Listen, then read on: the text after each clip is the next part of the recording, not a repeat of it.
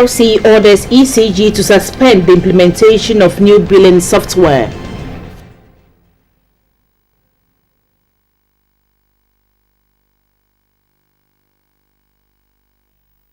Illegal structures around Sakumono Ramsar site to be demolished.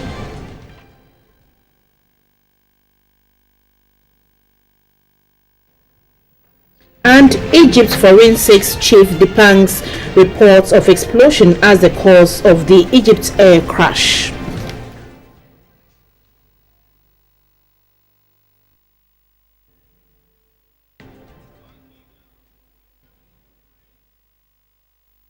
Good evening, it's time for News Hour live on GBC24 and GTV. My name is Yoko Kwakutre. And I am Micheline Taka. Good evening and welcome. The Public Utilities Regulatory Commission has ordered the Electricity Company of Ghana to suspend the implementation of the new billing software until further notice. The development follows complaints received from consumers regarding issues of overbilling. The Commission said a thorough investigation into the issue through its monitoring exercise led to visits to specific areas and interrogation of bills presented to consumers. That led to the conclusion that there was an anomaly in the initial implementation of the new billing software. Some of the key issues that came up during the monitoring exercise and investigations are that some consumers are billed above the PURC approved service charge and the tariff approved by the PURC in December 2015. Customers' billing data shows clearly that the ECG has challenges with migrating consumers' information from the old billing system to the new billing system. Investigations also revealed that the district front line staff entrusted to issue customers' bill do not have the adequate technical capacity to accurately use the new billing software, hence the billing anomalies being experienced by customers. The public, for the public to understand that this is the kind of billing software that we are using, and whatever issues that are with the software that is creating the anomaly, we are ordering them to deal with it.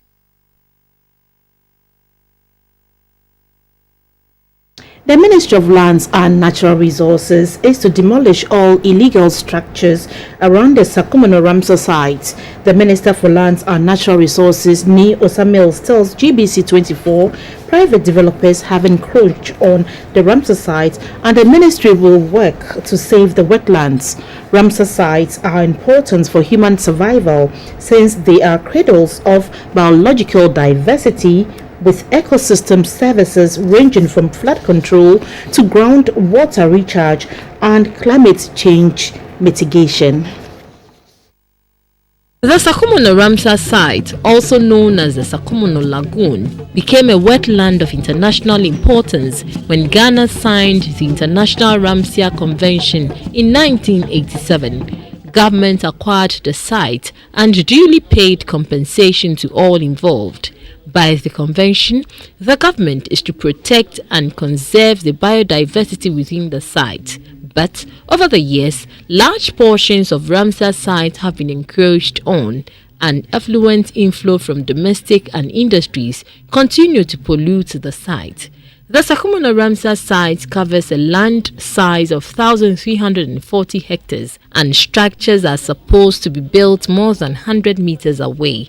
But today, the land size has reduced to less than 500 hectares as a result of encroachment. As a first step to save the Ramsar site from further destruction, the Commission chose the site to launch this year's Forestry Week and Greening Ghana Day. The Sakumono Ramsar site is gradually losing its ecological value due to encroachment, degradation from increasing levels of pollution, both solid and liquid, spread of aquatic weeds, siltation of the lagoon bed, and other factors. We experienced the latest encroachment on the dawn of 2nd May 2016, when some people razed down 4 acres of a plantation which was planted under the Coastal Wetlands Management Project from 1995 to 2000.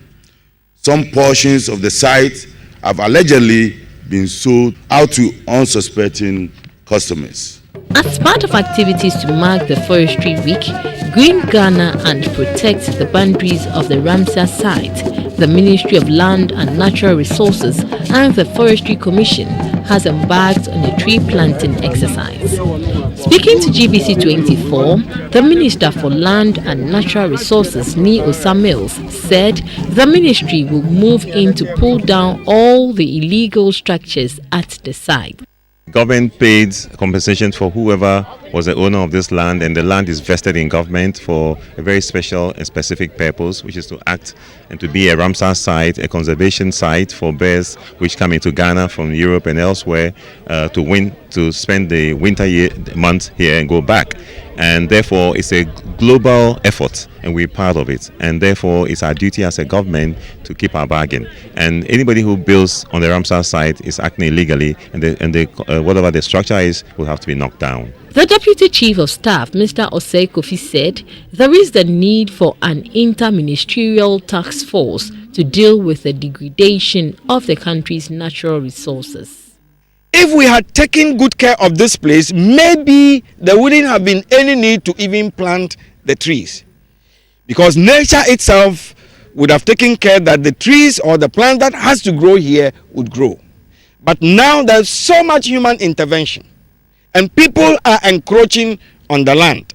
People are abusing the wetland, the lagoon, and that is why we have to intervene. This year's World Forestry Day seeks to raise awareness on how forests are key to the planet's supply of fresh water, which is essential for life. The situation at the Nkrumah interchange in Accra revealed a mixed bag in the aftermath of a downpour. For once, the area was not inundated except for puddles of water which had collected on portions of undulating ground. Napoleon Atikito reports that the interventions which were put in place at locations surrounding last year's disaster spots seem to have mitigated the impact of this time around. Latest torrential rains in Accra to be followed by the post-mortem analysis. You cannot stop rainfall, but you can set off mitigating factors against the harsh effects of the natural phenomenon. A day after rainfall in one of the capital's nerve centers has opened assessment of all the items which wrap into the consequences, and this time around the results are not tragic. The Kwame Nkrumah Circle is on low ground prone to flooding. One of two compelling reasons for which the authorities decided to convert the runabout into an interchange. The other reason was to ease traffic congestion. Matters came to a head when last year's flooding left in its trail a disaster in monstrous proportions, leaving over 100 people dead and many with injuries. A chunk of that account issued from the Kwame Nkrumah interchange area, where the twin disasters of flooding and a fuel station fire alarmed the nation. Immediately after that incident, officials took the audacious path, pulling the bull by the horns. All unauthorized structures which stood in the course of waterways were evacuated, while major drainages were paved to give passage to flash waters. We do not know yet how the grounds beneath the flyovers will look like upon the completion of the project. However, it looked understandable by every stretch of the mind that the brown patches around the area will collect water. This time, neither knee nor neck deep, as were characterized in the past. The desilted Odo water channel seemed to have mopped up the water and kept things under control. Since we talk about station, but it looks like Nancy Amwa Munya, I must say, they're not saying so to Nana, a mapa, but Antimiamba, Srut Session, and Cane, Intia, MSS, saying a better cacratch person. It remains to be seen whether the trend is sustainable, given the fact that people have not stopped throwing garbage around indiscriminately. The wanted items are washed down, massing up to choke outlets for water. That is the exact situation which explains the opposite scenario of the gutter extending from Asylum down to the Odo taxi station and trading arena. While the situation on the ground was not very much the same as the story they told, they were of the opinion that their versions can best be measured when it is unfolding in the present tense. Since I'm egu ya no kra na omutumi eyi gata no mu but the mu asan so echoku biem but no no ama nsuo to kakra pepepe na afa di afrade wo ye station ne market no mu eyina gotei ko fa ko hezisi a gotei mu ezisi a wo mu nyi mu on pese zoom lion o me ball across zoom lion no emefa ye ni anso ye contribute greater yipa aye mo ye homodin wo sanitation mu hini no on pese bibia na ban na nyaba na so ye ni an ye fiye ye so ye mwa ma ban so mwa ye me bibia nko so fine wall first na tintin it is only 20 mimpi it's only to free sent sense bunte mu esinti it's only to ya na bua fa ye cast ni no ma nyina say enti it's only yira na yiri fa. Whatever the case may be, the swift interventions by the authorities are paying off. At least there were no deaths, no injuries and no destruction to property within the flood-prone zone on the 22nd day of May. Napoleon Atukitu reporting. Survivors of the June 3rd floods and fire at Circle have barely recovered from the incident 1 year on. Some of those badly affected disclosed to GBC24 that no compensations have been paid to them, while the authorities have not made good their promise to prevent a recurrence of such an incident. A report by Sarah Fori. These are the remnants of what used to be the Basin Circle at Dabraka Street. The Ghana Commercial Bank is evacuated. The Guel filling station, residencies, and the famous Anna's Chef restaurant were all razed down by the June 3rd fire and floods. The Vienna City Hotel is partially operating following a separate fire incident. I was here where the water was coming, flood was everywhere. The water mixed with petrol. So I hear somebody shouting, fire, fire, fire, fire, fire. So when I watched down there and I see the fire was burning on the water coming, I leave the thing where I hold, where I jump inside the water. So I wanted to run. So I step 1, 2. It make like it be airway pass me by. Vroom. So I saw the fire on my front. When the fire reached there and fast, then it make like it jump inside the police station. I make confused while I threw myself inside the water. So when I threw myself, water was carrying me. But I don't know how to swim. I was struggling. So all of a sudden, I make weak. Why I say, no, I can't die like that. And that was how Joseph survived from the horrendous incident. He lost his entire business to the floods and fire. Just like the others who survived, he too recalls the promises made by city authorities and the president at the time to ensure that victims are supported without a recurrence of such an incident. However, 1 year on, not enough has been done and survivors are barely surviving. It is my boss who has refurbished this place. No one helped us prior to the incidents. Business was fine. One of the drivers who work at our station lost his life. His mother has been following up on compensation till date. She has given up hope because nothing is coming forth. 2 families of this household were compensated with 10,000 cedis each by government. GBC24 observed how residents had shortchanged fire safety exits for burglar-proof windows. A burst pipe also wasting away treated water at the ravaged filling station. The recent downpour has again gotten residents raising red flags. Ghana Commercial Bank. The contractors have destroyed the gutter behind the Ghana Commercial Bank. The rains that came down over the weekend flooded the houses in that area. What has also been of concern is this shell filling station operating within the premises of the Cal Bank without authorities considering the risk. The Apawa Cooperative Transport Union has planned to hold a vigil in remembrance of the victims next month. 04 GBC24, Accra. Contractors working on the Kumasi KJT Terminal redevelopment project say they will complete the project on schedule. The project manager, Mr. Carlos Gala, gave the assurance when the Ashanti Regional Minister, Mr. John Alexander Akan, visited the project site. The KGTR Lorry Terminal Redevelopment Project forms part of the first phase of the Holistic Kumasi Central Market Redevelopment Project. Work on the facility was to start in December 2014 but was delayed until August 2015. The delay was caused by litigation regarding the relocation of the traders at the terminal. The traders feared they might not be readmitted to the place upon completion of the project. It is scheduled for completion within 30 months, ending in January 2018. The project is so far in the 10th month of construction. A two-story KGTR terminal is designed to embody modern facilities, including bus terminals on the ground floor, about 20,000 shops and stores, a crèche, fire and police stations. Roads around the terminal will also be reconstructed. Mr. Carlos Gala is the project manager. We have 30 months to complete the works. But even with the heavy rains that we are having this year, right, we think we will be able to complete it a little before than the scheduled time. And at this moment, we don't have any reason to think that we would have to request an extension for the construction of this first phase of the market.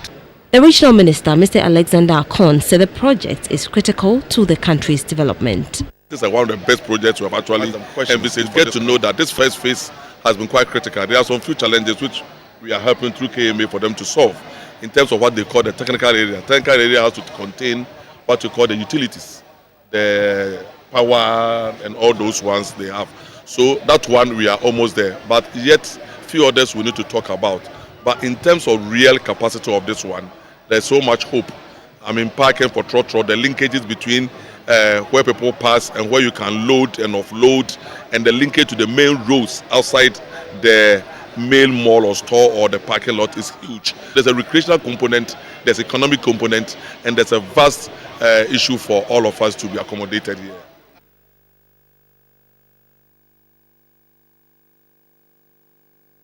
Ahead of the African Union AU Day celebration tomorrow, members of parliament have encouraged the youth that Africa can offer them a better life than what they seek elsewhere. They advise the youth to be actively involved in the continent's integration agenda.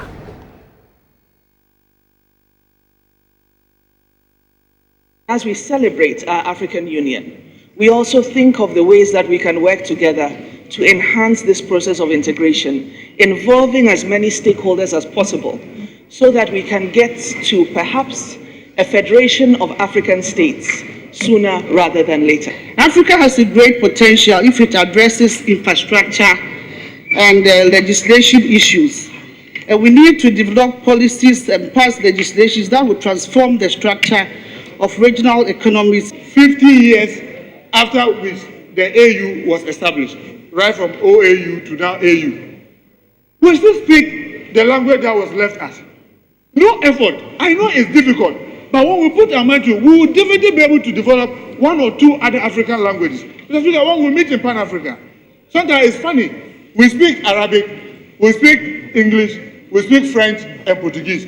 And the only even African language, which is the Swahili, sometimes when the East Africa, our compatriots from East Africa get up to speak it, there's no translation. The Right to Information Bill, which is at the consideration stage, was also discussed. The report of the Auditor General on the accounts of the district assemblies for the years ended 31st December 2010, 2011 and 2012 was as well debated. Let us as a house craft a way of dealing with people who are found causing infractions in terms of this report. 604,359.83, and this is just for 58 MMDAs. Mr. Speaker, what is giving this impunity oxygen is a simple fact that those who are responsible for these misappropriations are not dealt with. What happens when they receive copies of the report? Do they get the committee to deal with areas where adverse findings have been made against a particular establishment? And if so, what actions do they take? The lawmakers expressed shock at the death of their colleague, MP for Abetifi, Peter Riafe-Pipora. He died over the weekend at the 37 Military Hospital after a short illness. The minority leader, Mr. Osei Chei Mensah Bonsu, officially informed the House about the death of the MP. He intends to be with the family, to commiserate with them. After sending some members to the late MP's residence to inquire, the MP for Asawase and Majority Chief Whip, Mohammed Mutaka, also expressed shock at the death of the MP. Mr. Speaker, the loss of our colleague is a big shock, and for now, all I will say is that we hope and pray that the family will be strengthened in this difficult moment. 96 young persons are recipients of this year's Head of State Award. The Gold Award achievers receive the highest honor of the Duke of Edinburgh's International Award after undertaking a series of voluntary activities across the country and successfully completing their residential project. Vice President Emisa Arthur and the Prince of Wessex UK, Prince Edward, decorated the young achievers at the Flagstaff House in Accra. The 96 young persons were moved by passion to voluntarily enroll into the Duke of Edinburgh's International Award. For about a decade, these young people were nurtured to be self-reliant, committed, responsible, critical thinkers and fulfilled citizens of the world. Under the bronze, silver and gold categories, the award winners undertook social services and development projects, some of which involved working at the Kaneshi Polyclinic, construction of a 3-unit classroom block for the Atito community, an 80-kilogram expedition to Kintampo, among others. The Minister for Youth and Sports, Neil Ante van der Poy, hoped the awards would spur them on to be agents of change. I'm sure what you've gone through has transformed the way you think, has changed your heart, commitment, love, sacrifice for one another and for country, and you are ready to work hard in order to change your lives. The award is opened to young persons between the ages of 14 and 24 to equip them with leadership skills. Over the last 10 years, about 4 million young people have embarked on their award journeys, and about 2 million have achieved awards. And I reckon that over the next 10 years, we're going to double that number. That is where this award program is going worldwide. It is very, very exciting, and you're a part of that excitement, and you're a part of driving that in the future. Vice President Kwesi Emisa Arthur says government needs more of such cooperation to complement its efforts at building and transforming the lives of young people. By supporting young people in their developmental processes, they are enabled to acquire good values, nurturing their character to be confident, lifelong learners, and active contributors to our society. When our young people possess a strong sense of responsibility towards society, with a strong civic consciousness to help others, we develop a more cohesive and resilient country. Royal Highness, when we focus on the youth, we are not building a new path paved with uncertainty. We are confirming the conclusions of generations that it is the path to sustained progress. Mr. Emisa Arthur and Prince Edward launched the online record book platform where young persons can register. The Duke of Edinburgh's International Award was introduced in 1956 and now operates in 144 countries with over 8 million success stories.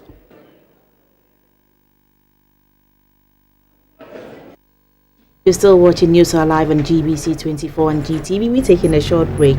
Business is next. Good evening, you're most welcome to the business news. My name is Esther Edu Ohumewu.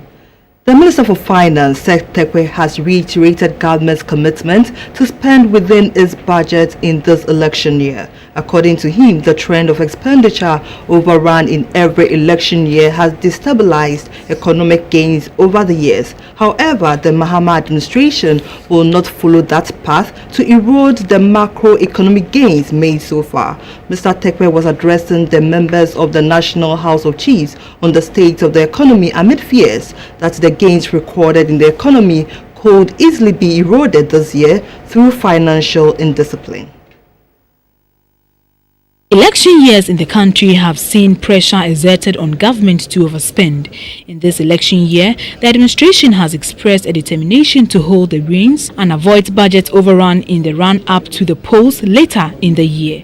Mr. Tekwe said the status of the country as a lower middle-income country was determined under the World Bank criteria based on economic indicators such as the gross domestic product.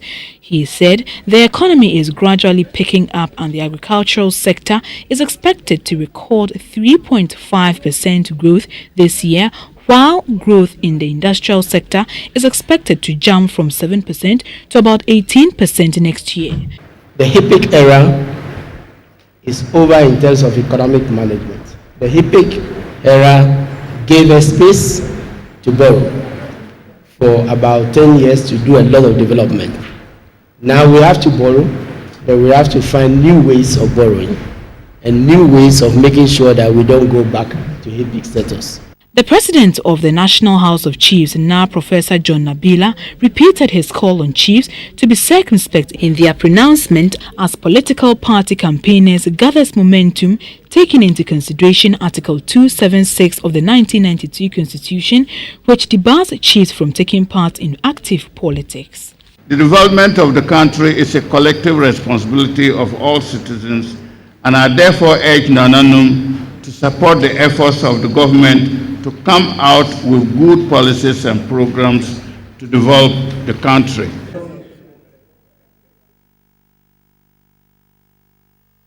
The managing director of GN Electronics, Ms. Marisa Free, says GN Electronics will by next month roll out a new solar-powered system onto the market. According to her, the company has entered into an agreement with a US-based company, DOFSA, to introduce 2 new off-grid products to provide electricity to Ghanaians.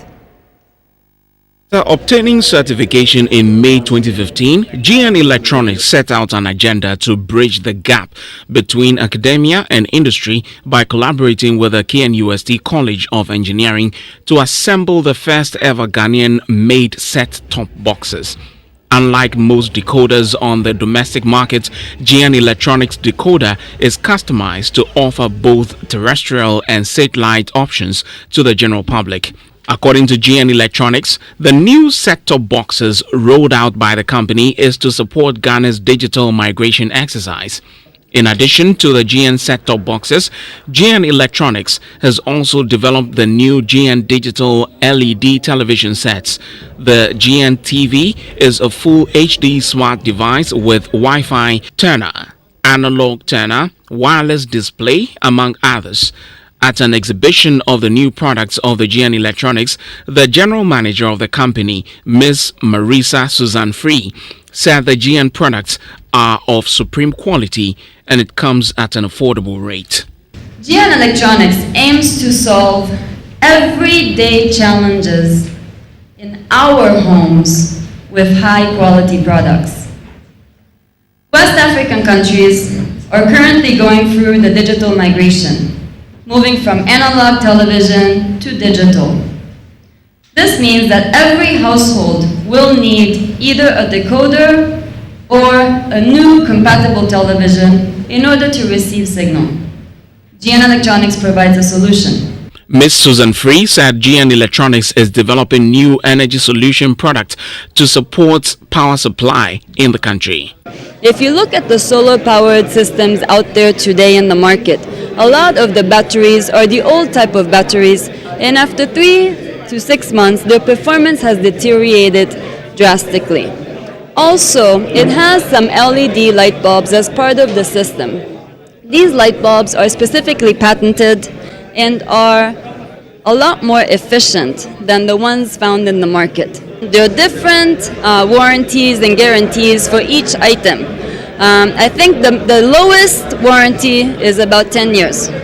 So it's extremely durable. The deputy manager at the engineering department of the National Communications Authority, Mr. Peter Jakwa, indicated that the GN Electronics products meet all the international standards required. The NCA worked with the Ghana Standards Authority to develop minimum specifications for those receivers, and that standard has been gazetted by the Standard Authority.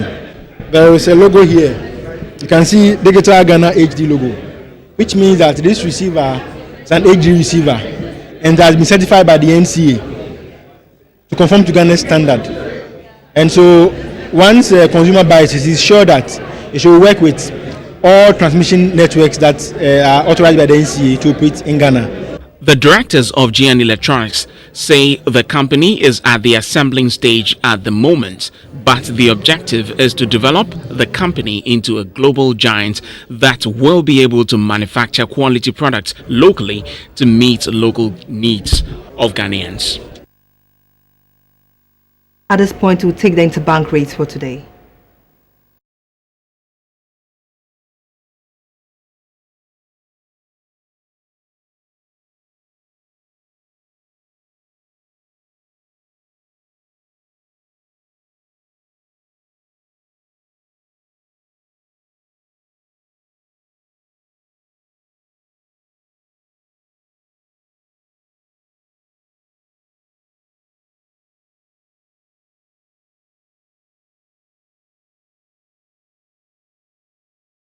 On the commodities board, cocoa gained $45 to trade at $3,004 per ton. Let's go to the board.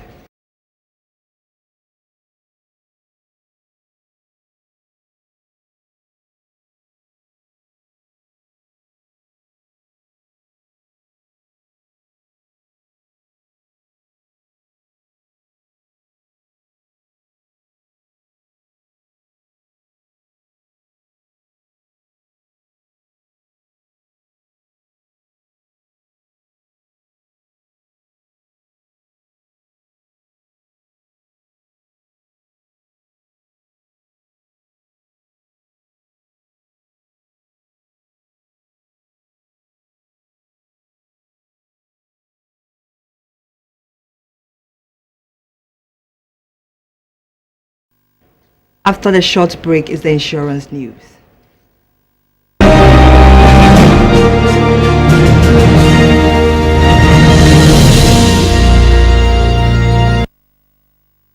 The Director General of the Nigeria Insurance Association says industry is set to achieve a premium volume of 6 trillion naira by 2020. Mr. Thomas said the industry is set to move from the current employment of about 10,000 to not less than 300,000.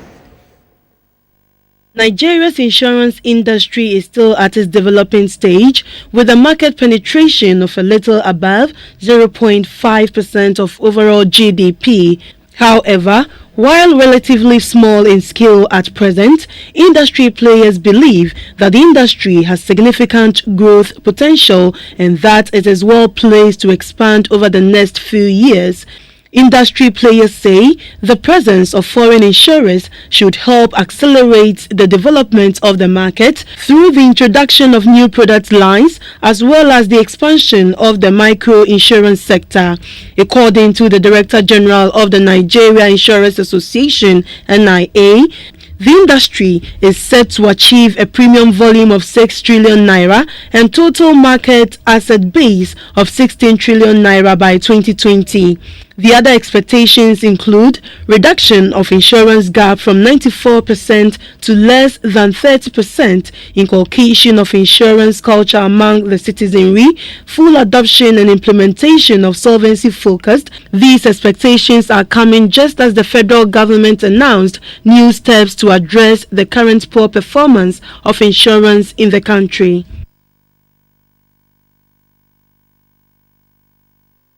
And that's all for business. Thanks for watching.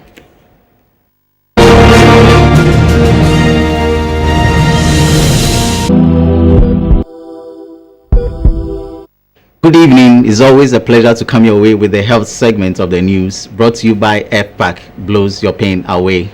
My name is Evans Achampon. A 7-member board of trustees to man the Blood Foundation has been inaugurated in Accra. Established under the auspices of the National Blood Service Ghana, the foundation will, among other things, support the vulnerable to access safe blood for transfusion. A report by Sarah Ofori. To ensure that safe blood is readily available upon request, there is the need to achieve 100% voluntary non-remunerated donation of blood. This is the primary goal of the Ghana Blood Foundation. Established in 2014, the foundation also focuses on improving the health and well-being of the less privileged in society. To support the vulnerable in our society who cannot afford to pay for the processing fee when they go for medical services. Okay, that's the first thing. And then the second one is, which is our ultimate, is to educate and then mobilize of getting 100% of blood from voluntary blood donors. The third one is we encourage research into the area of blood and also blood donation. The Ghana Blood Foundation will be an autonomous body devoid of interferences from the National Blood Service Ghana. The foundation will be run by a 7-member board made up of Dr. Shola Safudodu, Mrs. Yvonne Indum, Reverend Maxwell Aye, Mr. Frank Gajekbo, Mr. Ken Ashigbe, Dr. Justin Ansa, and Reverend Pa Ekolkwe. The CEO of the Kolibu Teaching Hospital, Dr. Gilbert Bako, tasked the trustees to demystify the myths potential donors have about blood donation. Dispelling the myths about blood and blood products, encouraging the community to freely give. People think when they take a pint of blood, it will never be replaced. So we think when you give a pint of blood, your blood keeps going down till it gets finished. And that is the biggest challenge in the general public, for them to understand that it is actually in your interest to donate a pint of blood so that you generate new blood, fresher blood, stronger blood. Corporate bodies such as the National Investment Bank, UT Life, Best Point Savings and Loans, and the Miss Ghana Foundation have all supported the cause of voluntary blood donation. Blood cannot be manufactured. God kept that patent to himself. Mankind has been able to go to the moon and back, but that patent is with God. Blood is universal. It doesn't matter whether you're black, white, or any color, And the only way you can help your brother who is in need is by donating. Meanwhile, the only mobile donor clinic trailer of the service, which has not been operational for 2 years for lack of a tractor head, can now be moved into various communities for blood donation. This is because J.A. Planpool donated a $79,000 Sinotrack to be attached to the 6-bed 4-axle trailer. The entire trailer, when fixed, will also be serviced by J.A. Planpool. The trailer is equipped to suit the requirement of a fixed blood donation unit. Sarah Ofori, GBC24, Accra. And still in this segment, a 2-year-old Jacob Lamboni needs 12,000 Ghana cedis to enable him undergo a definitive surgery at the Komfanoti Teaching Hospital. Jacob is suffering from corrosive esophageal stricture or narrowing of the esophagus and currently has a tube inserted in his stomach to enable him to eat and drink. Parents of Jacob are appealing to the public for assistance. Last year, the 2-year-old boy ingested caustic soda in a bottle meant for the preparation of a local soap popularly known as Alatasamina. His parents rushed him to the Komfanoche Teaching Hospital in Kumasi, where he was diagnosed of corrosive esophageal stricture or narrowing of the esophagus. He is unable to swallow due to the condition, and doctors have had to insert a tube into his stomach to enable him to eat or drink. Doctors say he needs 12,000 Ghana cedis to undergo definitive surgery called the Diesuaba or Edum near the Military Museum. That's all we have for you by way of health news, brought to you by FPAC, Blows Your Pain Away. International news is next. Stay tuned.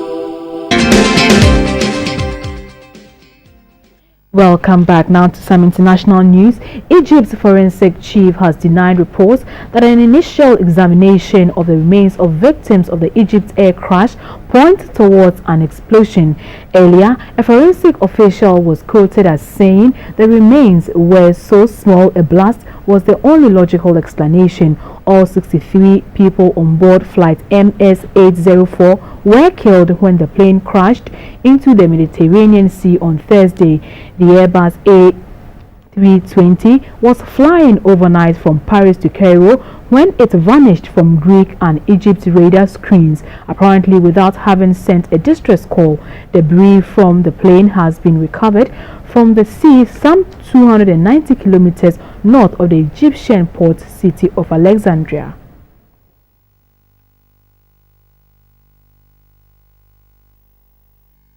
The leader of a coalition of nearly 118 civil society groups in Burundi said nothing positive will come out of the current peace talks going on in the Tanzanian city of Arusha as long as key stakeholders are excluded. The talks are being facilitated by the East African Community. Among the groups not invited to the Arusha talks is the National Council for the Restoration of the Arusha Accord. Burundi's foreign minister has in the past accused supporters of the accord of involvement in violence. The group has denied that label, accusing the government instead of being the perpetrator of violence.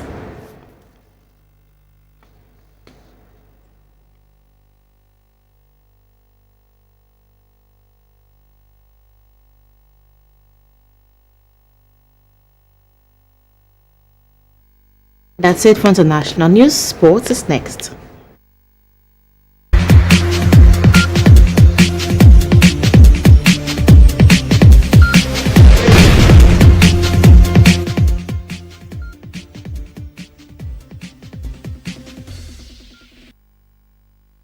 Good evening, let's talk sports. I'm Theophilus Sampa, Ghana's only representatives at this year's CAF Confederations Cup. Mediama SC have been drawn in a tricky group held in Cairo, Egypt today. Mediama are in Group A.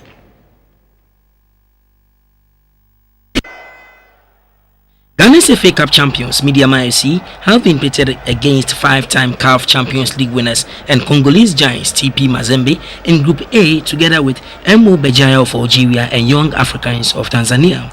The Yellow and Wolves face an uphill task if they are to reach the semi-finals of the competition. They must up their game to progress beyond the group stage. Reigning champions Etoile du Sahel of Tunisia meanwhile made Group B alongside Moroccan pair of FAS Rabat and Kokwab Marek. The two top sides from each group progressed to the semi-finals. The Yellow and Wolves will travel away to Lubumbashi to play Mazembe in what will be their first ever match in the group stage of the continental competition on June 17, before games with Young Africans and Bejaya in that order. Mediama reached the money zone after dispatching South African side Mamelodi Sundowns on away goal rule following a 3-3 stalemate on aggregate. In a related development, Sundowns have been admitted into the CAF Champions League following the disqualification of AS Vita of Congo for fielding an ineligible player. The South African giant first started this year's continental campaign in the Champions League but dropped to the Confederations Cup after losing to Vita in the playoff phase.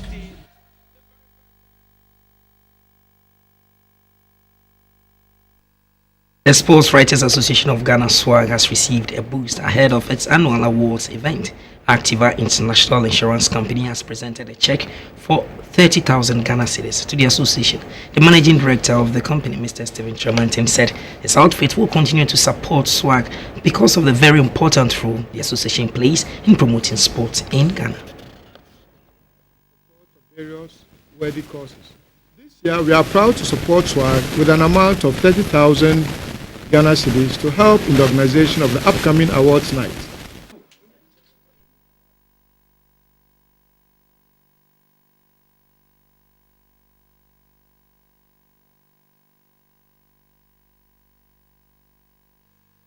The fun games between Achimota School and the Kings and Queens College of Yaba in Lagos, Nigeria has officially opened in Accra. The headmistress of Achimota School, Mrs. Beatrice Chuchuadom, says Achimota School will host and win the games. The fun games date back to the colonial era when the colonial heads of the two institutions decided to develop closer ties through games and foster unity through sports in a healthy and competitive manner. Disciplines to be participated in include football for boys and girls, hockey for boys and girls, basketball, table tennis, chess, Scrabble and cricket among others. Speaking on the sidelines during the launch, the headmistress of Achimota Senior High School, Mrs. Beatrice Chuchuadom, promised a host and win scenario. We are going to take all the trophies for all the competitions because when we went to Nigeria last year, we took all the trophies and we need to continue. The only trophy we didn't take were the mind games trophies, that is chess and Scrabble. And this time round, we have strengthened ourselves. We've got good people to come and train our students, and so we hope to take the basketball, the table tennis, the soccer, cricket, hockey, and chess. The week-long program will be climaxed with awards and medal presentation. That's all for sports. Entertainment is next.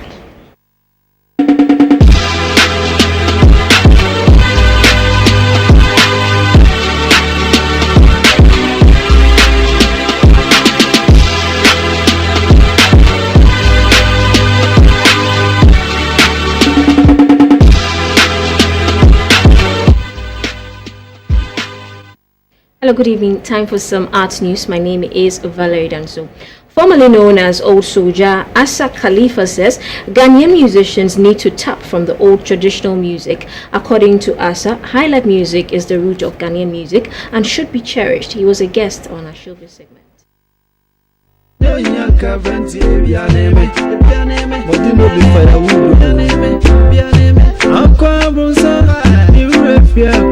High life is originated from Ghana, but we're sitting there for some people to slap us with our own hands. You understand? Go to Nigeria. A lot of the high height artists are all high life artists, of which high life is originated from Ghana. When you were but I mean, this very dancing with the hanky. Of course, this very beat. Me, all I know is, have you watched I Told You So before? There's this man called Bob Ko. He sang this song.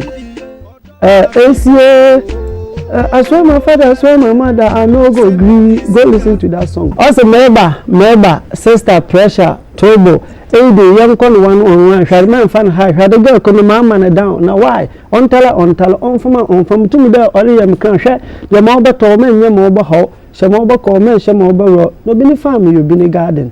Obi ato atwe obi ni more de na obi ni bon one obi ni virgin ti obi pe fanta obi pe malt obi pe under obi pe top hair also that we say Damian Mali ra we are say do bubu akoma enti na me de makoma ni na mawo grami mu yo am ya opoma.